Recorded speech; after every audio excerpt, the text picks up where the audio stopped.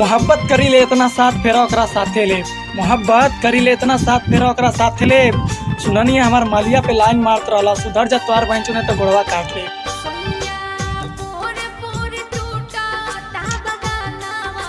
एगो पगली बिया कहे लेकिन नेता के लइकन के देख के प्यार कैनी, एगो पगली बिया कहे लेकिन नेता के लइकन के देख के प्यार कैनी, आ जब निभावे के बारी आइल तो कहे ले नेता में आके बदनाम हो गईनी।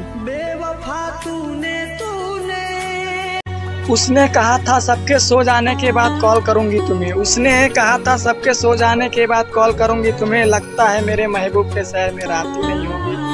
कवनो परी बनके हमारा सैया के बहरा गईला अभी 2 दिन ना भइल, हई दुलरुआ देवरा हमके तंग करता। हमारा सैया के बहरा गईला अभी 2 दिन ना भइल, हई दुलरुआ देवरा हमके तंग करता। आ का जाने कहवा से ले आइल बा ताड़ी, हमारा साड़ी में छान के पियता।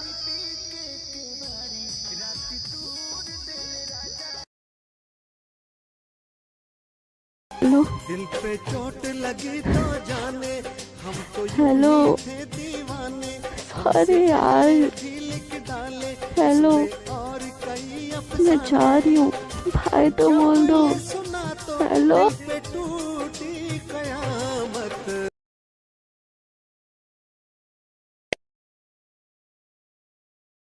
हेलो सर, दरवाजा 6 फीट का रख दूं? दरवाजा छोटा ही रखो। छोटे दरवाजे से तो दिक्कत होगी। अरे भाई दरवाजा छोटा ही रखो मेरे मकान का, जो झुक के आया वही तो अपना है।